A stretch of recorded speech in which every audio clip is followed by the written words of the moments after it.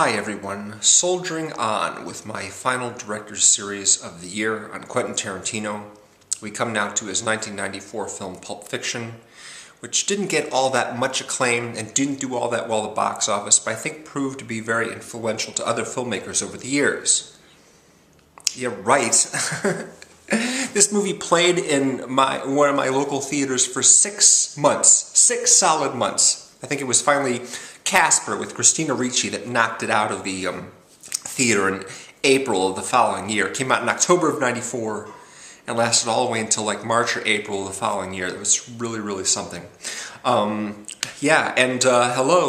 Multiple Oscar nominations: Best Picture, Best Director, Best Actor, Best Supporting Actor, Best Supporting Actress, and of course, the only Oscar it actually won was for Best Original Screenplay, which, interestingly enough, is the only Tarantino-directed film that is from a script that he co-wrote with another guy, not all by his own. And then, of course, was Roger Avary, who was the director of Killing Zoe with Eric Stoltz and Rules of Attraction with James Van Der Beek and Kate Bosworth and Jessica Biel and Shannon Sossaman. This project, first of all, what can I say about Pulp Fiction that has already been said 5 million times by 5 billion other people? It's kind of a landmark in independent cinema. You've got Sex, Lies, and Videotape in '89. You've got Pulp Fiction '94. You've got the Blair Witch Project in '99, and then now you've got digital guys with digital cameras running around making independent movies. On their laptops. But there are some sort of milestones in independent film from the latter part of the 20th century, and Pulp Fiction was certainly one of them.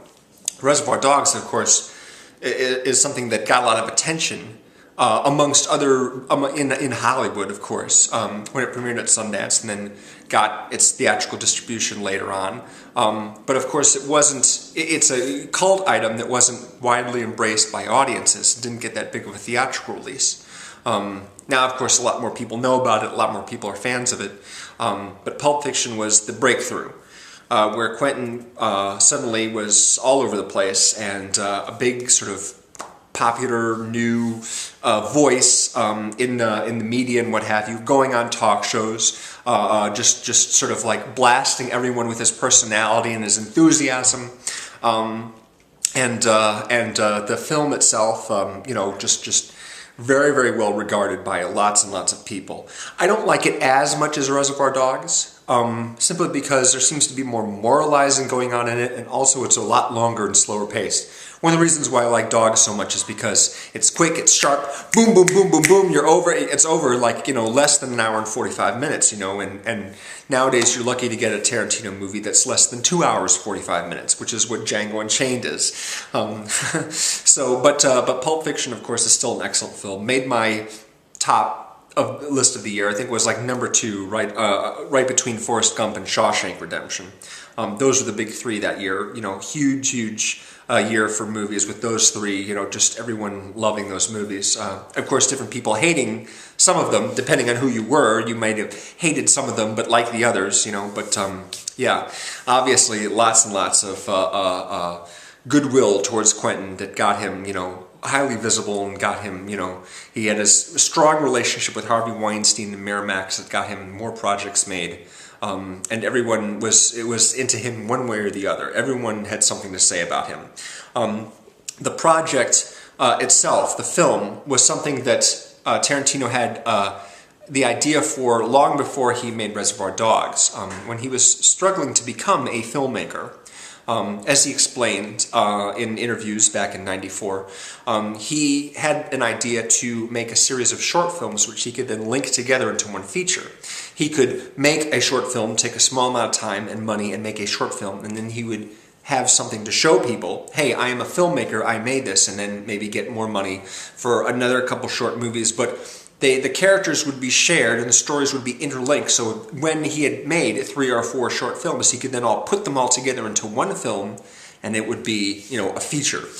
So that's where the idea for the project came from. And while he was doing press for Reservoir Dogs, he was traveling all over the U.S. and around Europe and everything like that, and he wrote the screenplay during this time.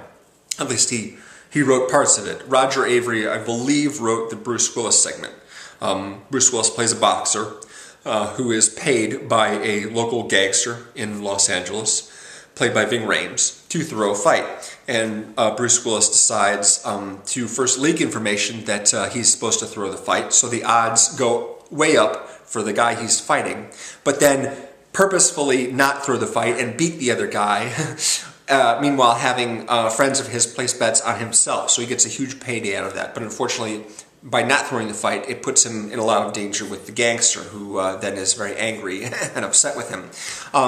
The other storylines, of course, involve Samuel L. Jackson and John Travolta as a pair of, sort of errand guys, just sort of lackeys or guys who will like do odd things, dirty work for Ving Rhames' character. They have a suitcase they have to retrieve from some guys, and that doesn't go quite as planned, and they get into trouble when a guy basically gets killed in their car and blood covers the inside of the thing, and they've got to figure out a way to get from A to B with the precious briefcase without being spotted by someone who will call the cops about a car drenched in blood. And then, of course, you have Travolta's solo storyline. And I thought this was odd, the way Travolta was nominated for Best Actor, but Samuel Jackson for Supporting Actor. Samuel Jackson probably has less screen time, but I always sort of considered Samuel Jackson the main character of the movie, rather than either Travolta or Bruce Willis.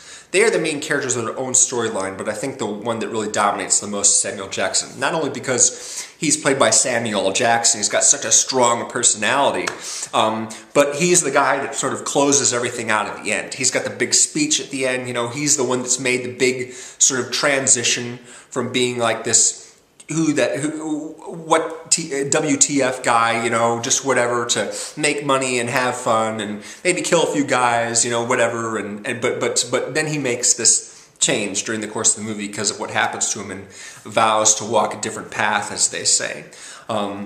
Samuel Jackson was nominated against Martin Landau for playing the late Bela Lugosi in the Tim Burton film Ed Wood, and of course Martin Landau won. But this is like the defining role of Samuel Jackson's career, is playing Jules Winfield in Pulp Fiction.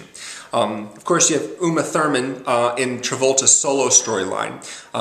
She is Ving Rhames' wife, and Travolta is asked by Ving Rhames, or told by Ving Rhames, because he's going out of town, to take Uma Thurman out for a night in the town just to sort of keep her company and not bored, basically. And that doesn't go as planned either. And then you've got the storyline that begins and ends the picture with Tim Roth and Amanda Plummer as a young couple that do robberies. They hold up liquor stores, gas stations, maybe the occasional bank, but they decide to try robbing restaurants instead because they can get the wallets of all the patrons that are sitting there in the dining room. So yeah, some people, I was reading about how people were confused about the storyline, and how Roger Avary went on and said, you've got to be paying real close attention to what happens in this movie because it appears that it doubles back on itself and you might get really confused. I'm just like, really? Seriously? Are people going to be that confused by this movie? I mean, Memento has a much more intricate structure than Pulp Fiction. Look at The Prestige, for crying out loud. That movie zips, zags all over the timeline, Pulp Fiction's pretty simple by comparison. You have a quick scene that comes towards the end of part of the movie, and then you've got a section in the middle that actually belongs at the end chronologically, but really it's not that difficult to figure out. So naturally, because my friends and I were so excited about Reservoir Dogs, we were super, super, super psyched to see this movie. And for Natural Born Killers, of course, but less so. Natural Born Killers, I think, came out in August, so we had a chance to get that out of the way and then move on to Pulp Fiction in October.